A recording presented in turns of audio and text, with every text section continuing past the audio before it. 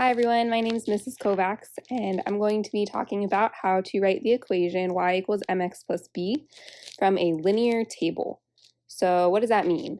A linear table means that when you look at the y values, they are adding or subtracting up or down by a constant rate.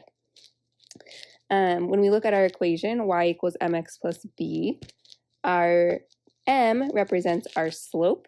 We'll talk about how to find that. And b represents our y-intercept. Slope and y-intercept. So what we're given here in the example is a table, and it's only partially complete. So we can see on the left there's an x column, and on the right there's a y column. We can look for the pattern in each set of numbers. So when we look at the x columns, we can see pretty clearly that we're adding up by 1. For the y column, we can also see that we're adding up by 3. That is going to allow us to fill in the rest of the numbers. So 11, 14, 17, the next number would be 20, 17 plus 3. And to go the other way, we can subtract. So 11 minus 3 would be 8, and 8 minus 3 would be 5. So now we are actually ready to write our equation. We're going to write our equation y equals, I'm going to leave a blank for the slope and a blank for the y-intercept. So our slope, what we want to do is think about a ratio. Just like if someone was driving, you might say they're going 60 miles per hour. Notice how we have miles per hour, right? In this case, we want to know how much is y changing per each x. So we're going to be looking for change in y divided by the change in x. It'll be a ratio. So we already found that from our table. We noticed that the y values were changing by 3 and the x values were changing by 1.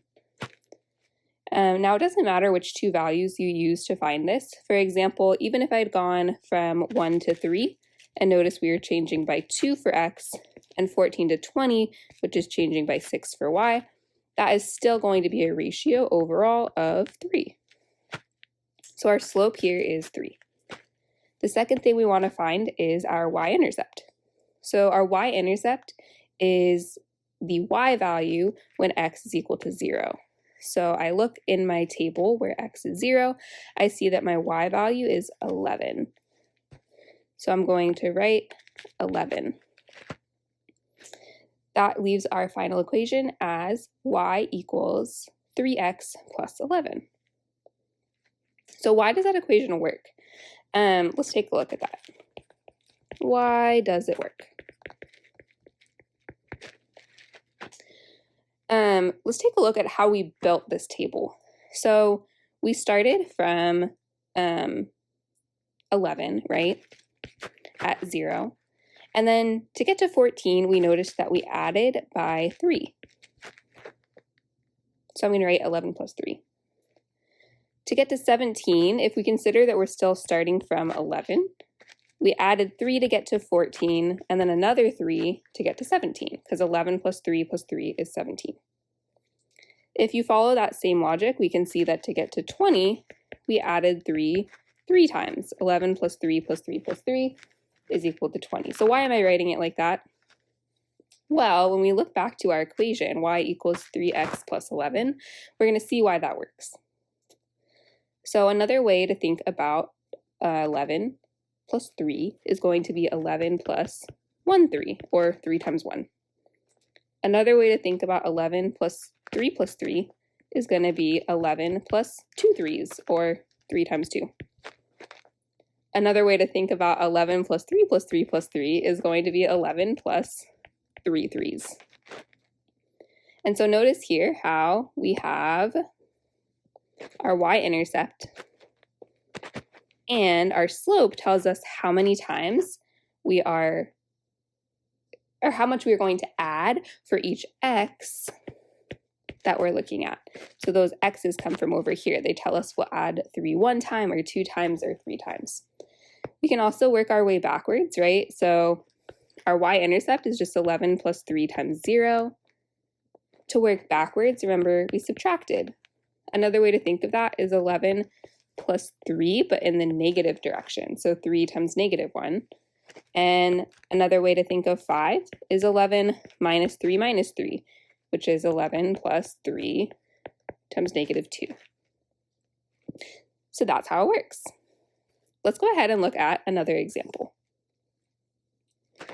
This case is a little trickier. There's a little bit less to work with in the table, and the numbers are changing in a different way.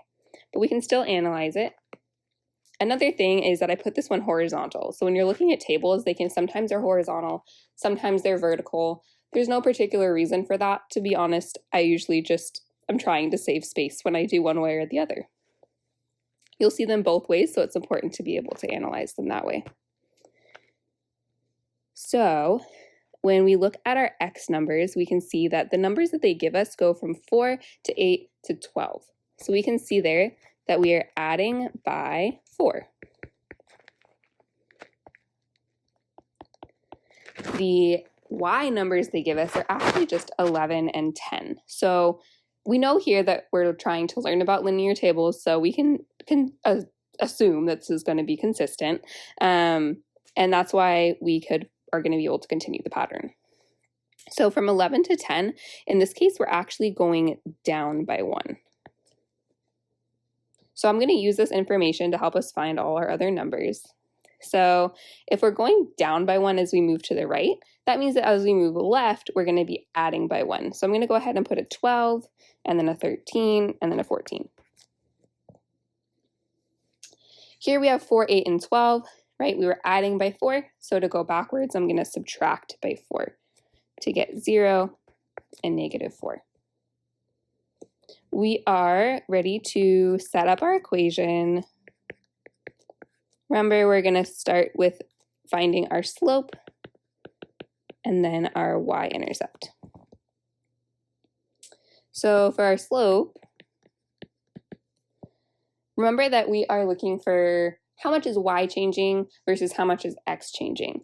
So mathematicians like to use this little symbol called delta.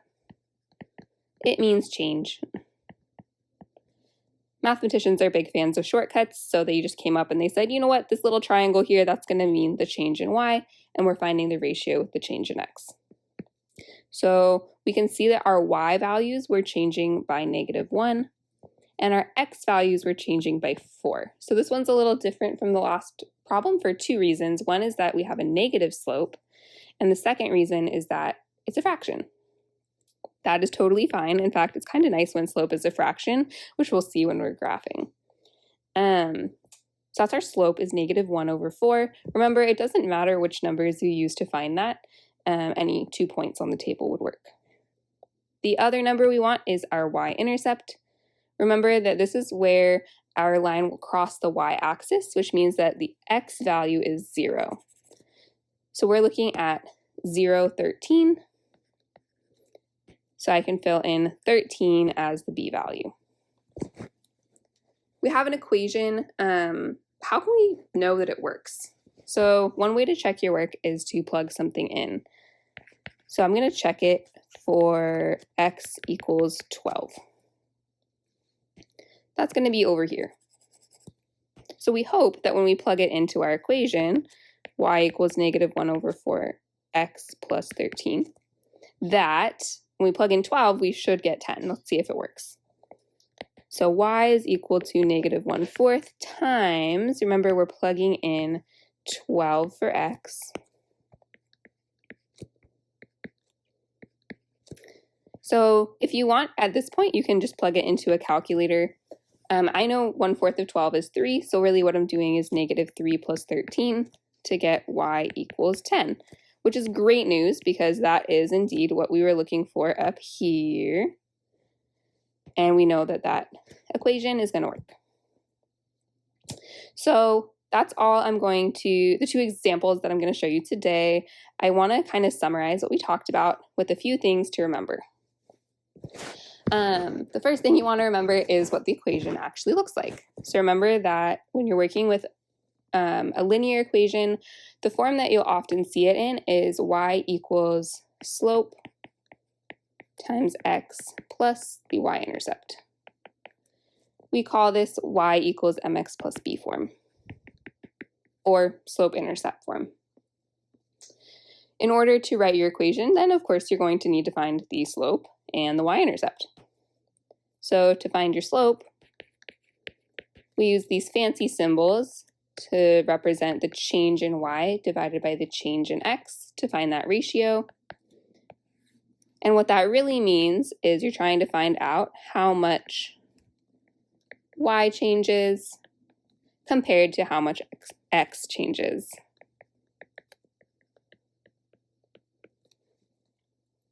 Finally, to find the y-intercept, you're going to look for the y value when x is 0. On a graph, this is going to be where the line is going to meet with our vertical or y-axis. On a table, you're not looking at a graph, so you just want to see when is x equals 0, you want to look for that y value. And those will fill in to be the m and the b value in your equation. Thanks for watching.